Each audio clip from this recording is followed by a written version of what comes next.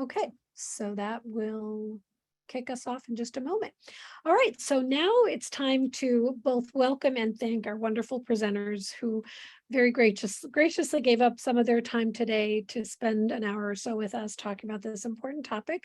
I'm going to let you all tell us about yourselves, but I'd like to thank Paulette Rigali and Margarita Zwisler for joining us today.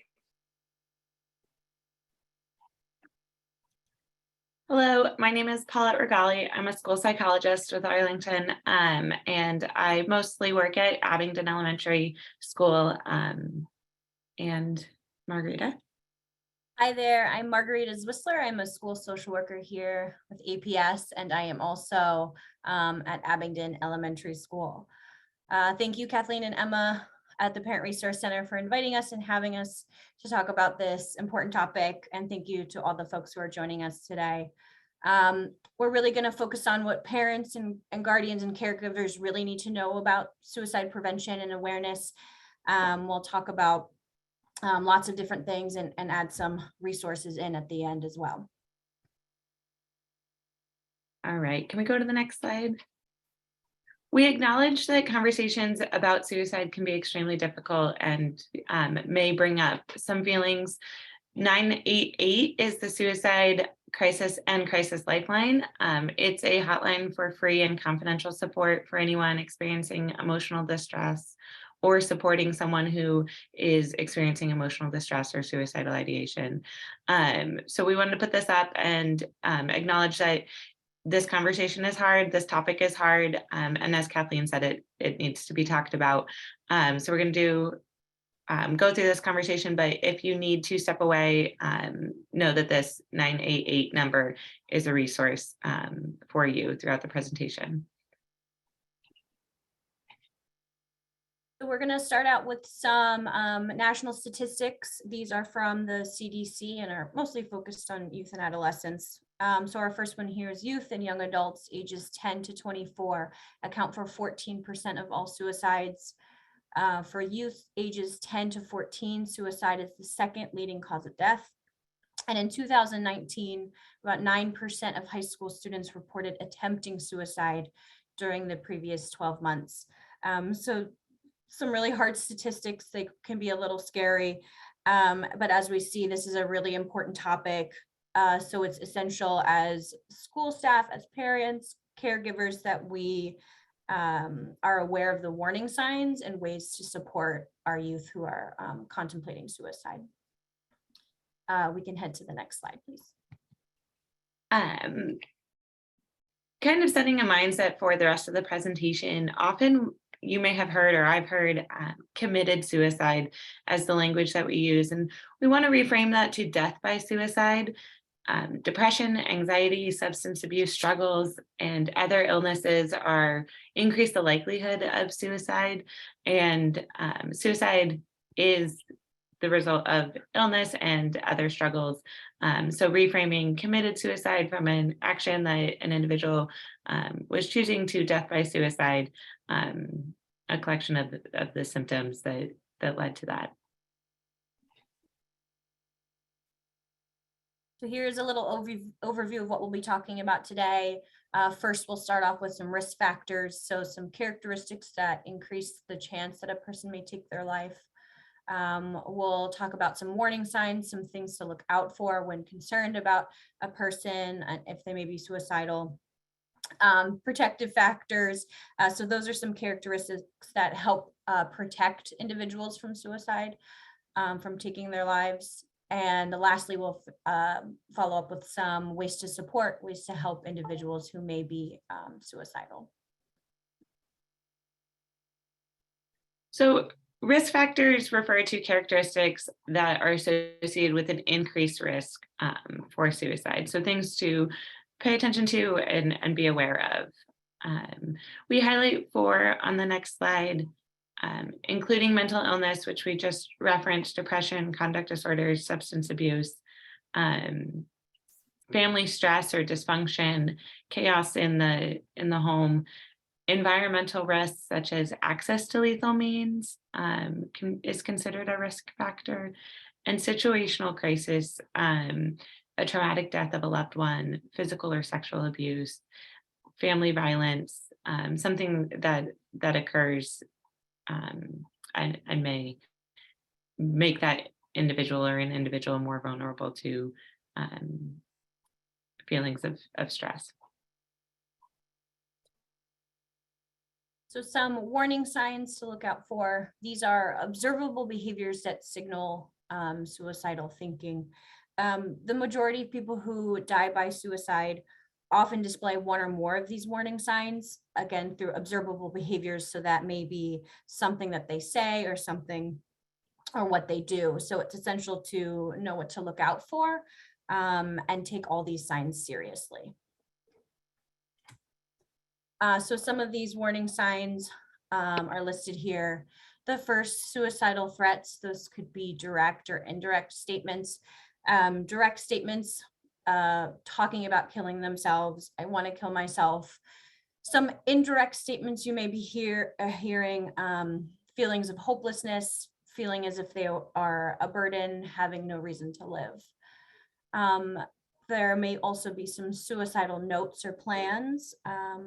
Plans may have some specific details, thinking about how to access some lethal means, when to do it, and those kinds of things. So an individual really kind of thinking through how they would take their lives.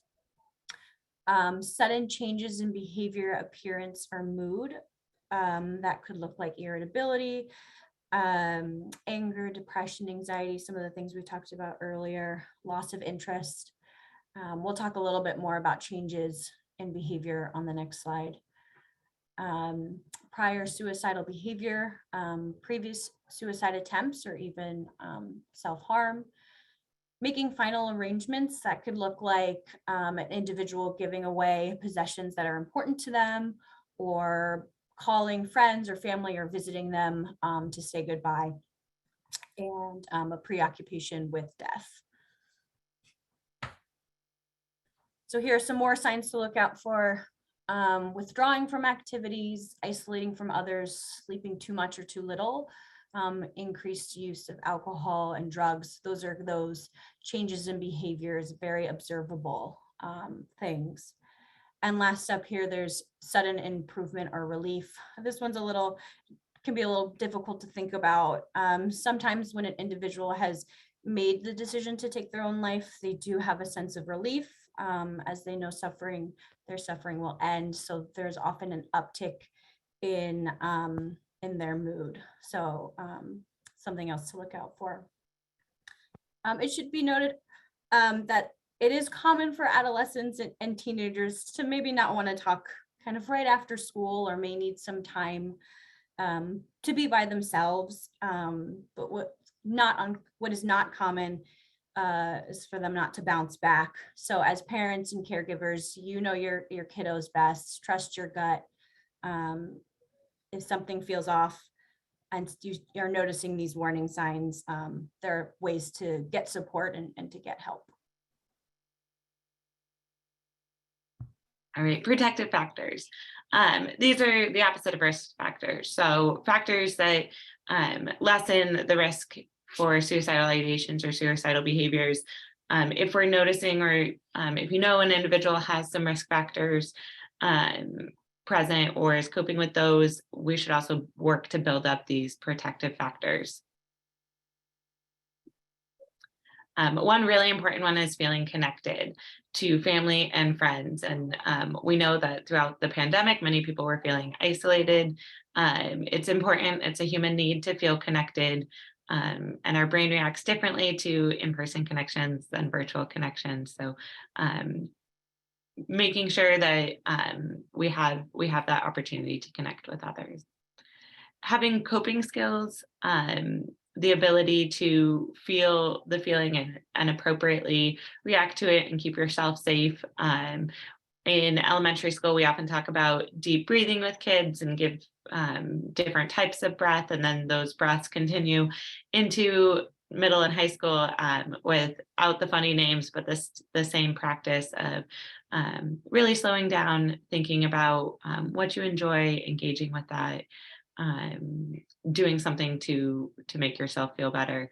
Another coping skill is the skills to resolve conflict. Conflict is a natural part of life, and a protective factor can be knowing how to identify problems and work through those. And if someone's having a hard time doing that on their own, knowing who to go to help resolve conflict. So another very important protective factor. Limited access to lethal means, locking up firearms or preventing access to potentially deadly means can be a protective factor, in that it's another hurdle to those accesses, and it limits an impulsive moment. Access to mental health supports and medical support if necessary. Having someone to talk to and to give a structure to those coping skills if they don't exist. Mental health supports, we'll talk about some resources, but are super important for all people, not just those with risk factors or just in a time of crisis. Mental health supports can very much be preventative and helpful. And then cultural or religious beliefs that promote healthy living. If an individual has a tradition, cultural or religious, that promotes healthy living and a bigger purpose, it's been known to be a protective factor against the risk of suicide and self-harming behaviors. And then a sense of purpose and good self-esteem, feeling like you're good at something, feeling like you're contributing and able to be generous and participate can also be a protective factor. So things to keep in mind when we're seeing warning signs or we're worried about risk factors is we can build up these protective factors in many different ways to help promote the positive and help everyone feel safe. Continuing with that, here are some ways to help when youth or any individuals may feel suicidal. They may not seek help out directly. So that's why it's so important for the community members around that individual to know those warning signs and take immediate action to support that individual. So first is building resilience, some common practices to build resilience in children and youth. Teach and model healthy habits for mental health, just as we would with physical health. It's just as important. So talking about mental health, sharing feelings openly, and seeking therapy if warranted. If your child sees you approaching a challenge, a difficult task, making mistakes and learning from those mistakes in an open way, they'll understand that they can approach those challenges too. And it's okay to learn, it's okay to struggle, and they'll be able to overcome it as well. So really modeling those skills. And then secondly, checking in with your child regularly. Of course, it's important to address those day-to-day tasks, homework, how's this going, how's that going, but really having those more meaningful conversations of how is this going for you? What's going on with so-and-so? So really just continuing to strengthen those connections between you and the youth. So if you notice warning signs, some of those that we went over just a few minutes ago, it's important to do your best to remain calm. It can be really scary and upsetting if you notice these warning signs among your child. So do your best to remain calm and work on co-regulation. So if your child is dysregulated, upset, crying, do your best to remain calm and provide that supportive environment. And that will model those regulation skills and will actually help your child regulate a little faster. So again, it's really difficult, but do your best to remain calm. Next up is to ask directly if they're considering suicide. It doesn't increase the risk or even plant an idea in the child's head. It actually shows that you're creating an opportunity to engage in the conversation, and and that you care enough to talk to them about it. And when you're having that conversation, really focus on your concern for their well-being, avoid being accusatory. You can say, I love you, I want to keep you safe. Let's find some supports to help keep you safe during this time, and really focus on their safety. Listening and reassuring that there is help and it won't always feel like this forever. Feelings are temporary. They don't always feel that way, but they are. They often come in waves. So explaining that some waves are stronger than others, but eventually all waves pass. So really focusing on that distress tolerance. Doesn't feel great in the moment, and it will move on and pass. And lastly, avoid judgment. We don't want any child or adolescent to feel shamed. They may already have a feeling of shame, feeling or having suicidal thoughts. So we certainly don't want to add to that. So really being mindful of coming from a supportive place and being non-judgmental when having these difficult conversations. Additionally, it's really important to provide that constant supervision. We don't want to leave the youth alone. And as we talked earlier, it's important to remove means for self-harm, locking up those lethal means, locking up prescriptions, anything that an adolescent or a child could have access to. And lastly, get help. You can seek help from both the school and community mental health resources. At every APS school, there's a mental health team filled with multiple people, so they can help refer you to some of these community mental health resources. But of course, they'll be linked at the end of our presentation as well. Call 911 if you or your child is in immediate danger. And we also heard a little bit earlier about 989 as a new resource as well.